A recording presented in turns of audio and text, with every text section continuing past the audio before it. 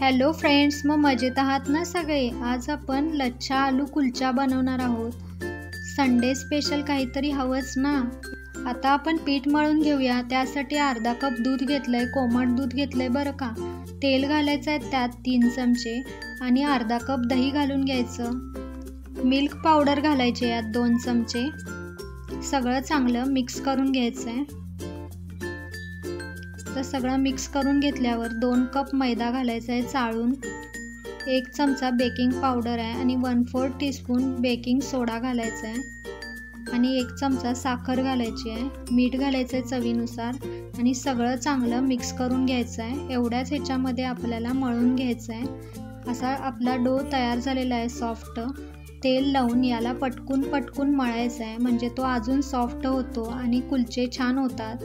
आता याला भिजण्यासाठी 15 ते 20 मिनिट झाकून ठेवायचं आहे। आता आपण इथं मसाला तयार करून घेणार आहोत। त्यासाठी कढईमध्ये 1 चमचा धने आणि 1 चमचा जिरे भाजून घेतलेले आहेत। जाडसर उखळमधून भरडून घ्यायचे आहेत। आता आपण स्टफिंग तयार करूया। त्यासाठी 4 बटाटे उकडून सोलून स्मॅश करून घेतलेले आहेत। त्यात 1 चमचा धनेपूड, 1 चमचा आमचूर पावडर घालायची आहे, 3 चमचे बॅडगी मिरचीचं तिखट घालायचं आहे, 1 चमचा ओवा घालायचा आहे, भरपूर कोथिंबीर घालायची आहे, 1 कांदा बारीक चिरून घेतला आहे, मीठ घालायचं आहे चवीनुसार, 1 चमचा चिली फ्लेक्स घालायचं आहे। सगळं चांगलं मिक्स करून घ्यायचं आहे। स्टफिंग इथं आपलं तयार झालेलं आहे।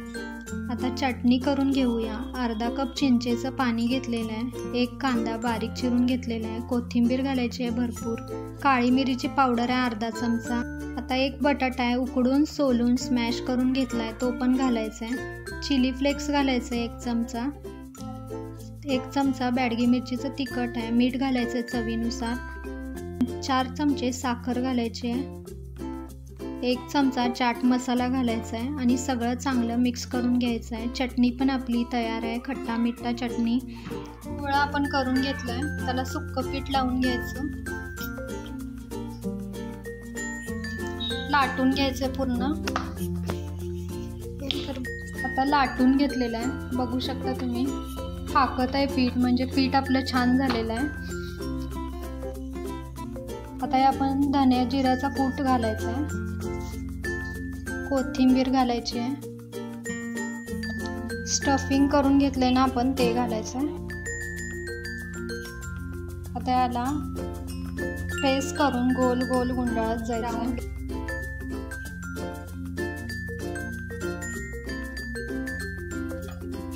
दाबून रोल करत जायचं। एवढं भारी लागतं की मुलांनाच काय मोठे पण सगळे खूप आवडीने खातील। नक्कीच ट्राय करा। सुक्कं पीठ लावायचं परत, आता लाटून घ्यायचं, लाटून घेतलेलं आहे। आता यावर आपण धन्या जिऱ्याची पूड केलेली ना ती घालायची आहे, कोथिंबीर घालायचं आहे,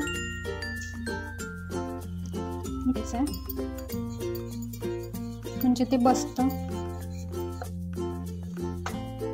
याला तव्यावर आपल्याला शेकायचं आहे उलट साईड म्हणून पाणी लावून घेतलं।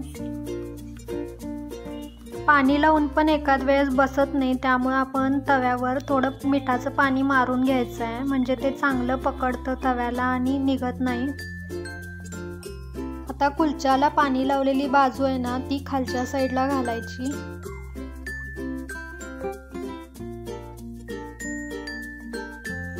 तवा उलटा करून शेकायचा। आता सगळ्या बाजूनं फिरवायचं, म्हणजे वरून पूर्ण शेकला जातो।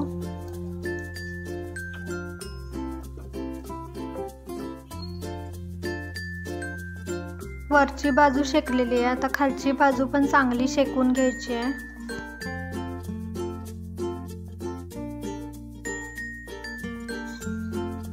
खालची बाजू पण मस्त शेकलेली आहे।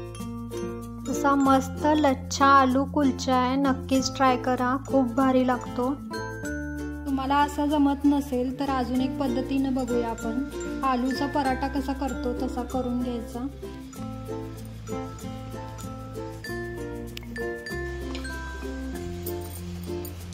पीठ लावून पराठ्यासारखं लाटून घ्यायचं आहे।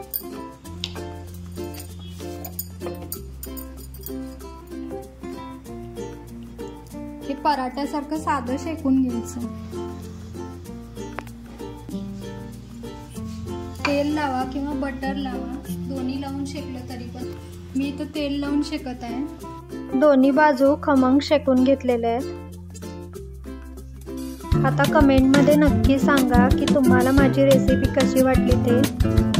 व्हिडिओ आवडला असेल तर लाईक, शेअर आणि सबस्क्राईब करायला विसरू नका.